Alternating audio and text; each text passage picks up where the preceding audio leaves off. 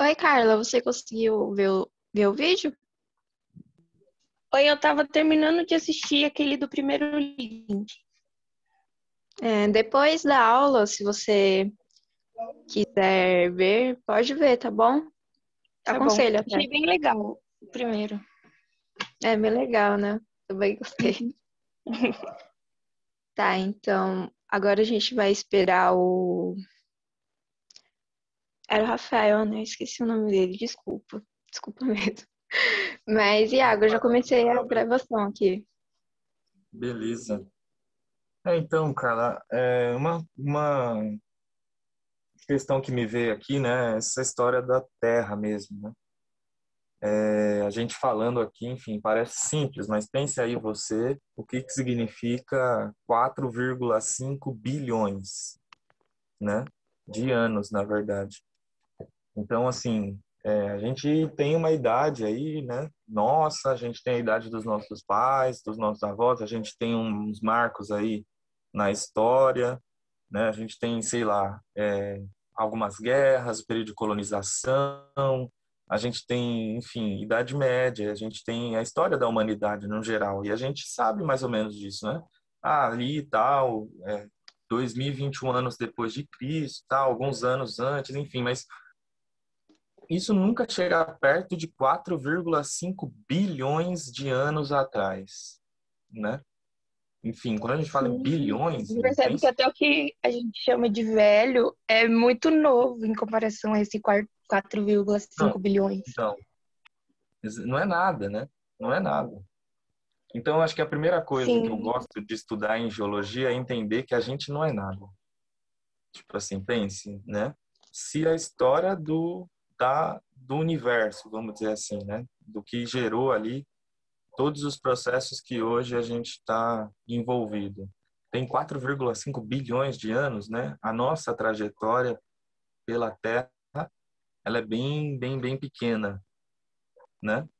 Inclusive, é uma das atividades que a gente faz no curso de geografia quando a gente entra, que é desenhar a escala geológica, né? Enfim, ela pode aparecer em alguns exercícios, a Ana pode trazer depois na aula dela, né? Falar um pouco da escala geológica, porque ali vai ter a idade a história toda da Terra, né? Vai estar nessa idade geológica. Então, assim, a gente quando pisa no chão, a gente não sabe, mas a gente está em cima da história da Terra, né? Toda a geologia, sim. todas as rochas que estão em subsuperfície, elas contam para a gente a história do nosso planeta. E se a gente for para um nível mais astronômico, a história de todo o universo, né? É claro que é muito difícil captar tudo isso. A gente tem as primeiras imagens da Terra, nossa, são ali da década de 70, imagina, 60, 70.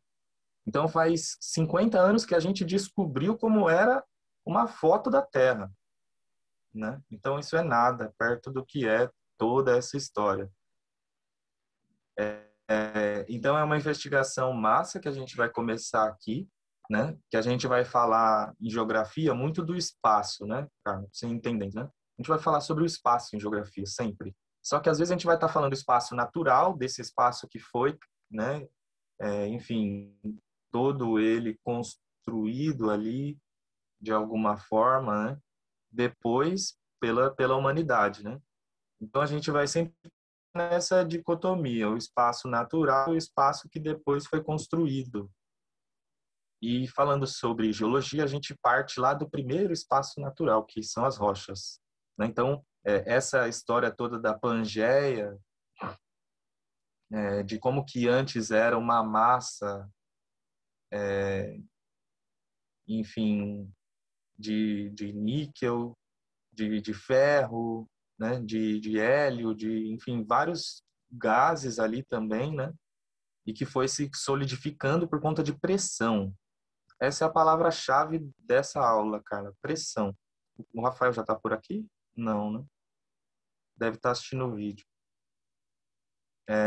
Mas é isso, né? Então foi pressionando ali os gases e todos os elementos químicos e isso se transformando em sólido, enfim, se transformando em camadas de sólidos e uma camada que fica embaixo da gente, que é o manto, que não é tão sólida assim, né? Ela é meio pastosa e ela permite que a nossa capa que tem em cima, né, que é essa rocha que a gente vê, quando a gente vai numa serra, no morro, e a gente vê uma rocha, aquilo ali é um testemunho do que existe embaixo, né?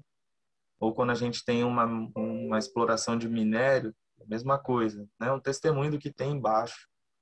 E, enfim, para eu não me alongar muito aqui, eu acho que é isso. A gente, quando estuda essas movimentações das placas tectônicas, quando a gente estuda o que, por exemplo, causou a separação, né, entre a América e a África, né, entre o continente americano e a África, isso tem uma série de consequências para a gente, né, em termos de movimentação das rochas, e que você vai descobrir depois, a Ana vai trazer isso, que isso forma o nosso relevo, né, mais ou menos. Por que que a gente tem a Serra do Mar? Né? Por que que para chegar lá no mar eu tenho que passar por uma serra? Né? Por que que essa serra não tem lá, enfim, na bacia amazônica? Ou qual que é a diferença para o que tem no Nordeste do Brasil? Isso tem a ver com a separação da África? Tem a ver, tudo tem a ver. Né? E mais outras histórias, como essa que a Ana trouxe, de que a gente está no meio de uma placa. Então, aqui não vai ter aquelas grandes montanhas, aqui não vai ter terremoto, aqui vai ter uma estabilidade tectônica um pouco maior, porque a gente está no meio de uma placa. Então, enfim, várias questões que a gente vai pensando ao longo do ano aí sobre geologia, beleza? Vamos para os exercícios aí, né? Tô falando demais. Então, Iago, eu mandei mensagem lá no grupo, né? Que a gente tava começando. Aí eu vi que o Rafael Rafael tá visualizou, mas entrando. ele não falou nada. Rafael tá entrando. Ah, então. A gente vai agora, viu, Rafael, para os exercícios aqui, falamos um pouco sobre o vídeo aí. O que que você achou do vídeo, cara? O vídeo, a criação do universo, a origem do universo, quer dizer. Isso. Então, eu já tinha visto ele já, porque eu gosto de pesquisar sobre a origem da vida do universo, sempre gostei muito. Eu achei muito interessante, porque a questão da era dos dinossauros, como veio a extinção, como veio toda a separação da origem da água, eu sempre gostei muito de saber. Tanto que quando eu era criança, eu via, eu tinha um, como eu posso dizer, eu não sei se ainda tem no YouTube, aquele não é notícia, né? Aqueles documentários de 1 hora falando sobre as estrelas, as nebulosas, e eu falava, meu Deus do céu, que é muito divertido. Então eu conheço esse canal, Universo Curioso, é um canal muito bom, por sinal, para falar sobre esse tipo de assunto. Mas eu gostei de rever o vídeo de novo. Me deu uma iluminação novamente. Nossa, demais, velho. Tava falando aqui um pouco para a Carla, né, só sobre como é pensar nessa escala geológica, né, que é totalmente diferente da escala do tempo humano, né, enfim, ou do tempo dos animais ou do tempo das plantas, né, uma escala de 4,5 bilhões de anos atrás, enfim, é muita coisa, né, e que isso traz várias questões para a gente pensar, como que foi muito tempo para chegar nisso que a gente tem hoje, né? Enfim, as rochas, elas meio que contam essa história pra gente. E aí a gente vai para os exercícios agora, né, Ana? Isso. Vou transmitir aqui. Gente, eu trouxe 3 exercícios para vocês hoje, e aí provavelmente vocês vão ser liberados mais cedo hoje. Mas a gente pode fazer uma roda de conversa depois, e tem os outros vídeos que vocês têm que ver também, né? Eu recomendo. Bom, que a gente vai fazer uma dinâmica. Se eu vou ler primeiro com vocês, aí eu vou dar um tempo para vocês lerem novamente, e eu não vou ir grifando nada por enquanto. Mas quando a gente lê pela terceira vez, eu vou ir grifando algumas palavrinhas chaves. Mas se vocês podem falar o que vocês acham interessante para grifar. E bom, para facilitar na hora de resolver as questões, né? A gente costuma ler, tem um macete, né? Que a gente costuma ler primeiro o enunciado, só para ter uma ideia do que procurar no texto, né? Tá. No texto, Destaca-se um tipo de evento geológico frequentemente em determinadas partes da superfície terrestre. Esses eventos estão concentrados em... Tá bom. No texto, a gente vai destacar, né, eventos geológicos frequentes. E... Tá, vamos começar a ler. O terremoto de 8,8 na escala Richter, que atingiu a costa oeste do Chile em fevereiro, provocou mudanças significativas no mapa da região. Segundo uma análise preliminar, toda a cidade de Concepción se deslocou pelo menos 3 metros para o oeste. Buenos Aires moveu-se cerca de 2,5 centímetros para o oeste, enquanto Santiago, mais próxima do local do evento, deslocou-se quase 30 centímetros para o oeste-sudoeste. As cidades de Valparaíso, no Chile, e Mendoza, na Argentina, também tiveram suas posições alteradas significativamente, 13,4 centímetros e 8,8 centímetros, respectivamente. No texto, destaca-se um tipo de evento geológico frequente em determinadas partes da superfície terrestre. Estes eventos estão concentrados em A. Áreas vulcânicas, onde o material magmático se eleva formando cordilheiras. B. Faixas costeiras, onde o assoalho oceânico recebe sedimentos, provocando tsunamis. C. Estreitas faixas de intensidade sísmica no contato das placas tectônicas, próximas a dobramentos modernos. D. Escudos cristalinos, onde as rochas são submetidas aos processos de intemperismo, com alterações bruscas da temperatura. E. Áreas de bacias sedimentares antigas, localizadas no centro das placas tectônicas, em regiões conhecidas como ponto quentes. Bom, vou dar uns 3 minutinhos para vocês. Qualquer coisa vocês podem perguntar.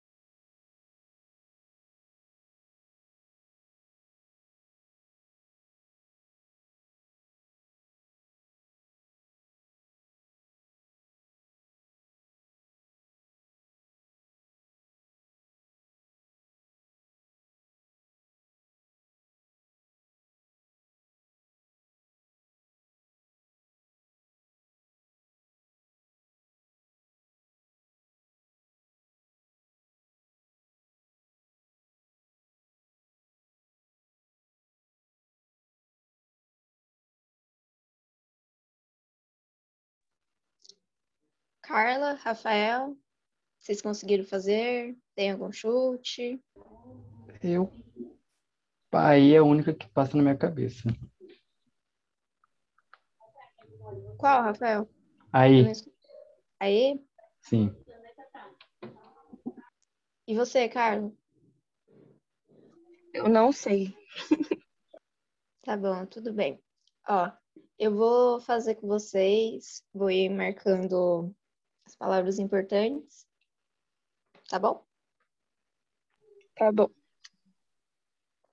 Ó, o terremoto de 8,8 na escala Richter, que atingiu a costa oeste do Chile, Tá bom. Ele atingiu a costa oeste do Chile. Tá. Fevereiro provocou mudanças significativas no mapa da região. Segundo uma análise preliminar, toda a cidade de Concepción se deslocou pelo menos 3 metros para o oeste.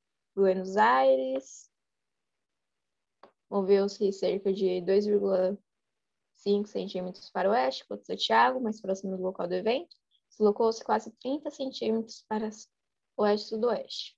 As cidades de Valparaíso, no Chile, e Mendoza, na Argentina, também tiveram suas posições alteradas significativamente. Tá. No texto, destaca-se destaca-se um tipo de evento geológico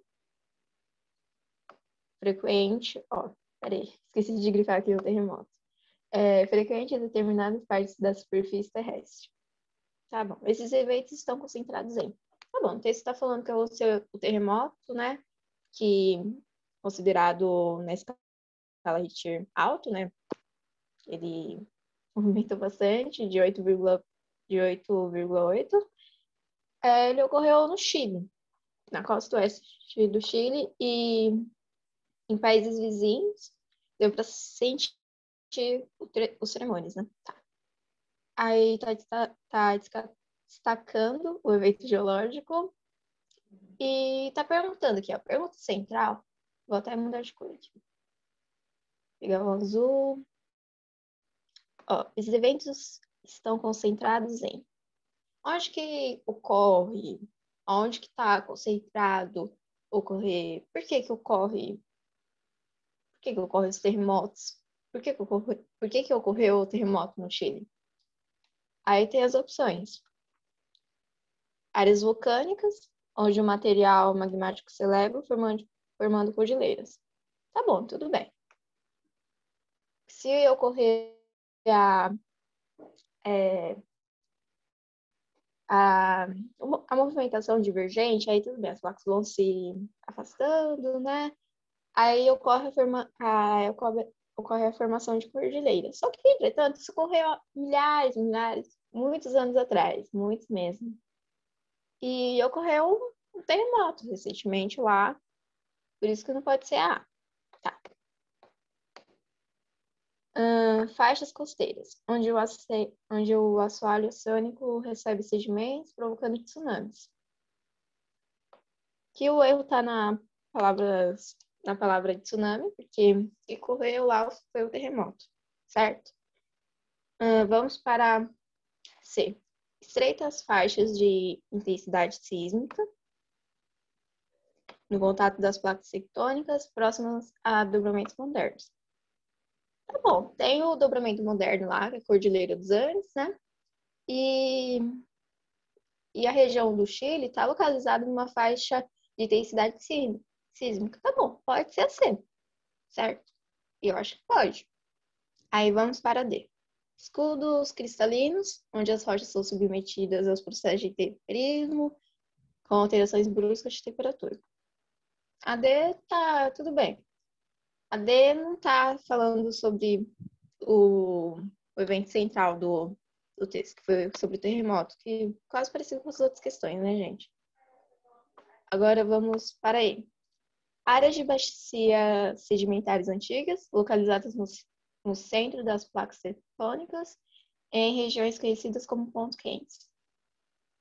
Então, como está aqui, ó, no centro das placas tectônicas, não pode ser, porque o Chile, vou pegar aqui o mapinha, ó.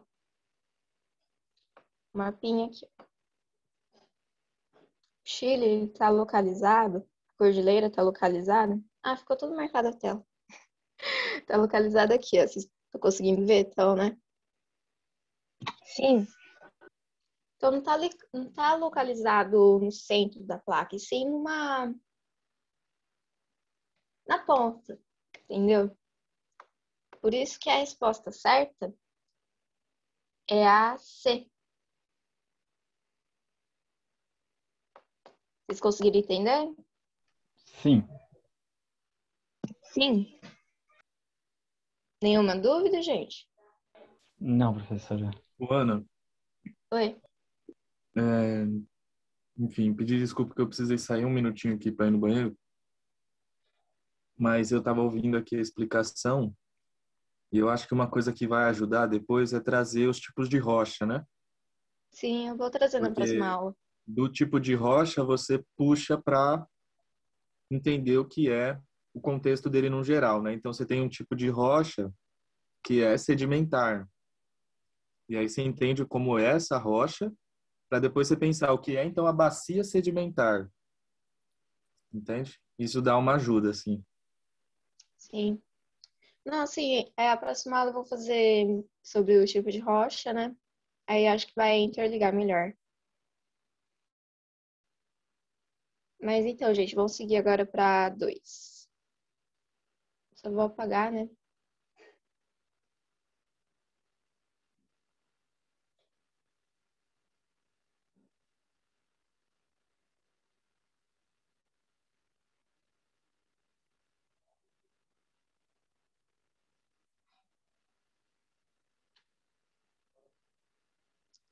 Tá, 2.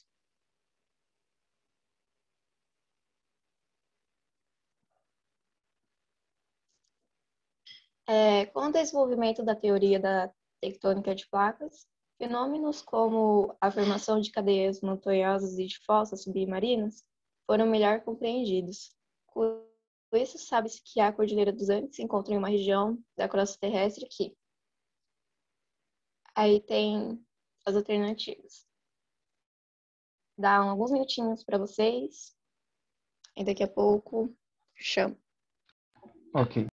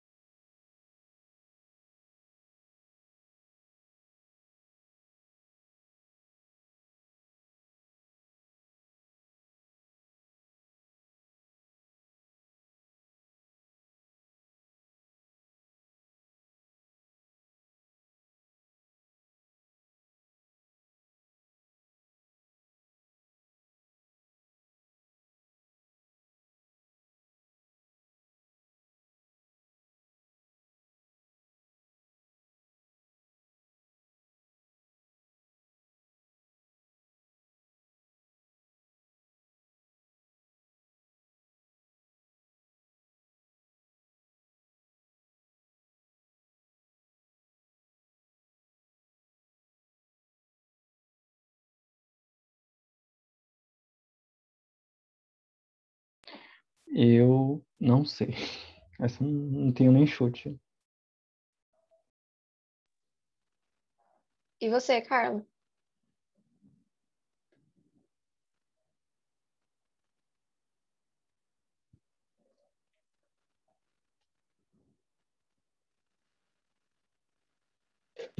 Oi, Carla? desculpa, eu tive que Tudo ir bem. atender o telefone. É, nessa eu também não consegui assimilar muito bem. Sou péssima em geografia. Tudo bem, tudo bem. Eu vou ler aqui o enunciado com vocês, já marcando as partes importantes. Com o desenvolvimento da teoria da tectônica de placas, fenômenos como a formação de cadeias montanhosas e de fossas submarinas foram melhor compreendidos.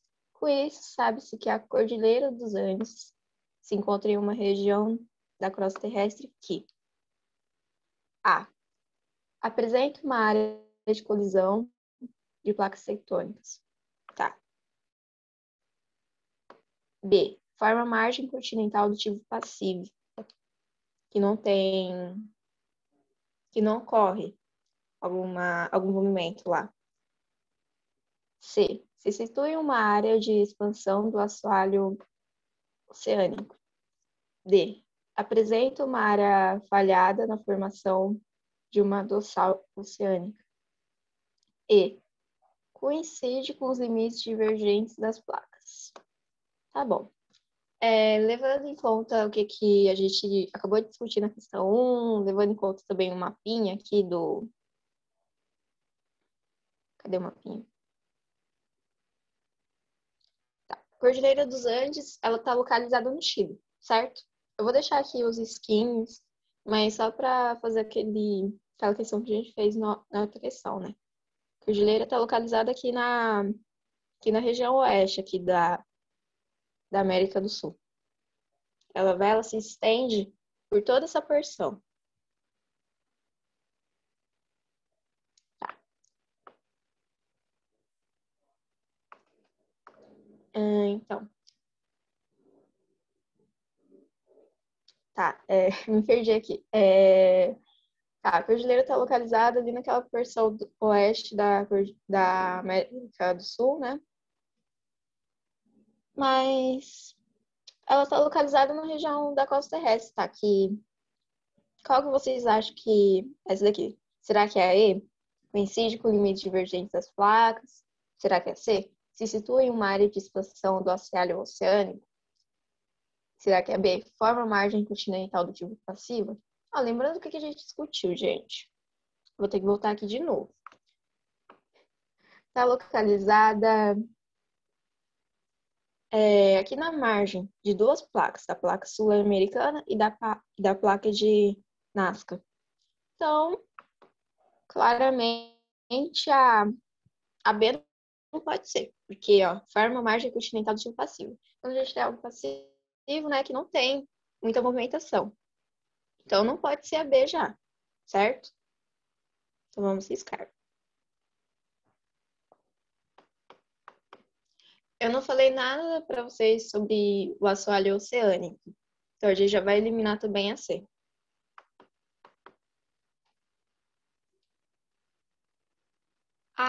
Aí a gente tem que lembrar também como é que ocorreu a formação, como é que ocorre a formação dos dobramentos modernos e que é o Cordilheira dos Andes é um dobramento moderno, né? A gente tem que tentar lembrar, ó. Vamos aqui na movimentação das placas. Aqui, movimento divergente, vai. As placas, elas vão se afastando, aí tá falando do movimento divergente. As placas vão se afastando, ocorre a saída do magma, certo? Certo. Aí o magma chega na superfície e se resfria. E assim ocorre a formação de rochas. Aí agora na movimentação transformante. As placas vão se deslizando uma do lado da outra. E agora na movimentação convergente, elas vão se chocando. Ocorre o choque das placas. Enquanto ocorre o choque das placas, uma placa vai ficando dobrada, certo? E assim que essa parte fica dobrada, ela fica para cima. É assim que forma os dobramentos modernos, quando ocorre o choque. E aqui na região, entre essas duas placas, a placa sul-americana e a placa de Nazca, ocorre o choque entre elas. Por isso que se deu a cordilheira. Então, a alternativa da 2 é a A. Vocês conseguiram entender? Sim. Sim, professora. Agora esclareceu bem. Muito bem. Mesmo? Sim. Então, que bom.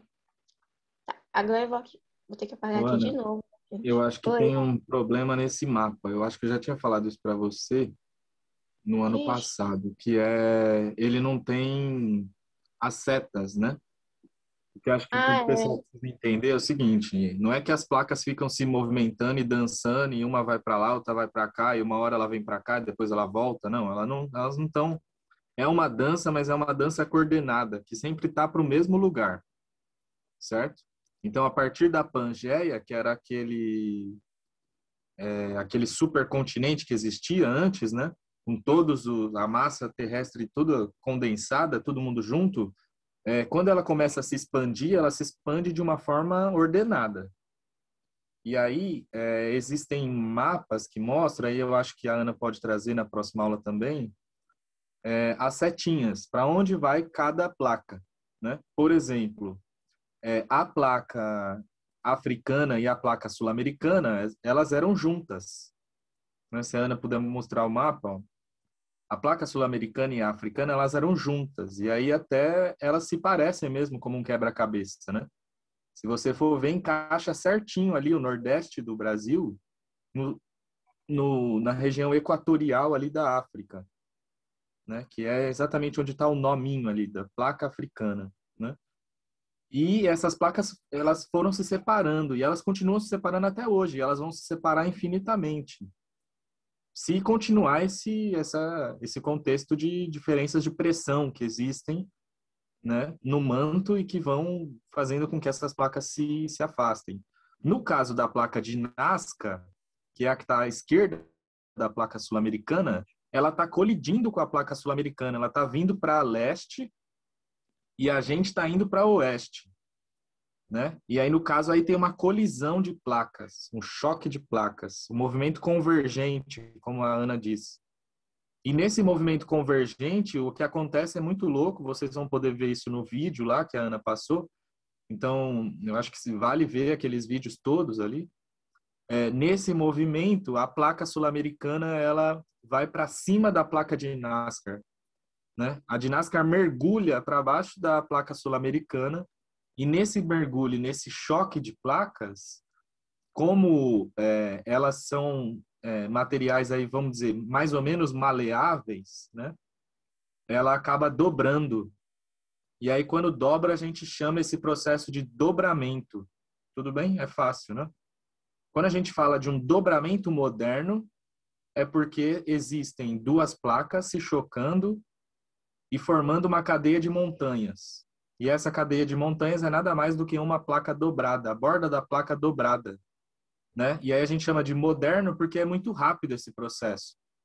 Essas áreas de montanha no mundo, elas são as áreas mais jovens que a gente tem no mundo. Então, a Cordilheira dos Andes, que pega toda a América do Sul, ela é jovem em relação, por exemplo, às rochas que foram formadas aqui no interior da placa sul-americana, no Brasil, e que tem a sua origem lá quando começou a se separar a placa sul-americana e a placa africana. Então já tem um oceano de distância aí que foi formado, né? E aí a nossa placa ela já está bem desgastada, ela já está bem plana.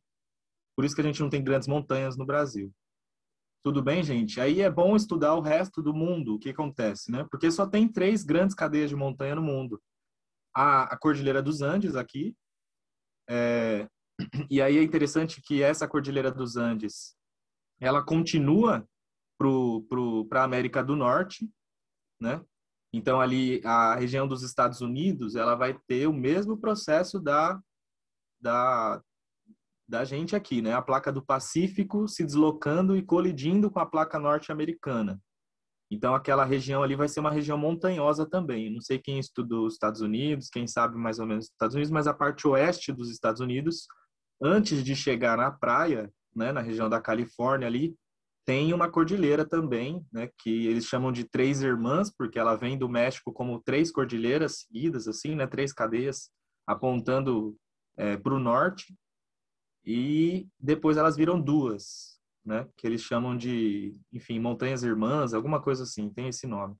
E aí a outra cordilheira que a gente tem é a do Himalaia. E aí eu acho que vocês já devem ter ouvido falar porque é o lugar mais alto do mundo, né? Para mais de 8.000 metros para cima do nível do mar. Então, assim, essa Himalaia, ela formou por conta do choque da placa arábica, né? Que basicamente é a Índia. Se vocês forem pensar a placa arábica, o que ela é? Ó, ela é a Índia, basicamente. Ela se chocando com a placa euroasiática, né? Nesse choque de placas, a gente tem a maior cordilheira do mundo, que é o Himalaia, certo? E aí lá que fica o Monte Everest. Falei besteira, alguma coisa, Ana? Não, não. Não, falou perfeitamente bem. Então é isso, gente. Aí a gente vai estudando aos poucos, né? Essas regiões de montanhas são sempre regiões complicadas. Sempre onde tem choque de placa tem tectonismo, tem terremoto, tem todos esses problemas aí, né? E tem formação de cadeia de montanha quando é um choque convergente, certo? A Índia, eu convido vocês a verem um movimento da Terra. Eu posso até mandar um gifzinho para vocês lá no WhatsApp. A Índia, ela estava aqui embaixo ela estava aqui embaixo, no sul da África. E aí ela sobe de um jeito muito louco e choca com a Europa, certo? É a placa indiana ali, né? Certo? Certo. Iago, você acha melhor fazer a última questão ou já acabar por Isso, aqui? bora para a última questão. Vocês aguentam, gente? Ou a gente para por aqui para vocês terem mais descanso aí para a próxima Pode aula? continuar, professor. Pode Professores. continuar. Aguenta Tá mais uma? bom. Sim. Sim. Vamos lá. Aí, se o Zoom acabar aqui, a gente continua na próxima aula, ou a gente pode marcar um plantão, Ana. As sextas-feiras Hum, ainda tem data para plantão, dá para marcar um plantão para continuar a Na discutir aqui a verdade, geologia. plantão a partir dessa semana para mim não vai dar, porque minhas aulas vão começar. É, mas eu Não, consigo assumir. A gente ah, vai vendo aí, beleza? tá bom.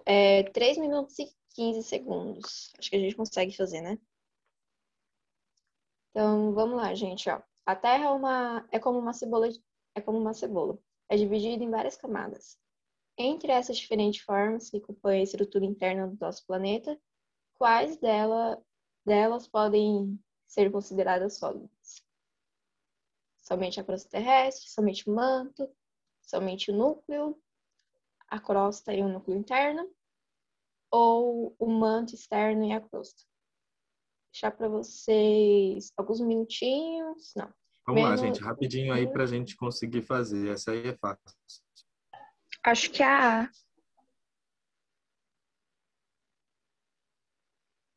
Sim, eu vou nessa também. Vamos relembrar aí. A gente tem a divisão, né? A crosta, a parte, né, que é mais, enfim, que a gente vê aí, que é sólida mesmo, né, as rochas. Aí tem o manto, que vocês sabem que não é tão rochoso assim. E depois tem o núcleo, né, que é dividido em núcleo externo e núcleo interno, certo? E aí tá a resposta, né? O núcleo interno, a gente acredita, porque ninguém nunca foi lá, né, dar uma olhada, acredita que é sólido. Tudo bem, gente? Por conta da pressão e da concentração, sobretudo de níquel, que é um mineral aí bem valioso, inclusive, né? Faz uma série de aparelhos, né? Celular, faz várias coisas aí. É um metal bem precioso. Então, a alternativa é a D. Eu não tô conseguindo riscar aqui, mas, gente, é a D. Bom, gente, ficou alguma dúvida? Não, sinceramente. Mesmo? não, nenhum. Eu acho que ficou, sim, mas enfim. Hum. Porque até a gente tem dúvida, né? Por exemplo, será que o núcleo interno é sólido mesmo? Vocês têm que se preocupar nisso aí. A gente está falando aqui umas coisas para vocês, mas a gente pode estar mentindo aqui para vocês e aí vocês vão fazer o vestibular tudo errado. E aí? Né? Então, que a gente fique com dúvidas ainda. Por exemplo, será que o núcleo interno é rochoso mesmo? É sólido? Dizem que sim, né? Mas, É. enfim, fica várias outras questões aí para a gente pensar. Será que só, enfim, a placa nossa aqui brasileira, né? Ela só vai se distanciar da África? Ela nunca vai voltar e reencontrar a África de novo? É uma outra dúvida, olha aí, gente. Tem um negocinho que eu vi uma vez que eu não vou lembrar de ouvir, mas falam que os continentes se separaram, mas eles tendem algum dia a voltar a se unir de novo. Claro que vai demorar Por que um. será? Por que eles falam isso? O que vocês acham? Gente, já vai acabar aqui. Vocês querem entrar em outro link? Não precisa não. Mas fica como dúvida.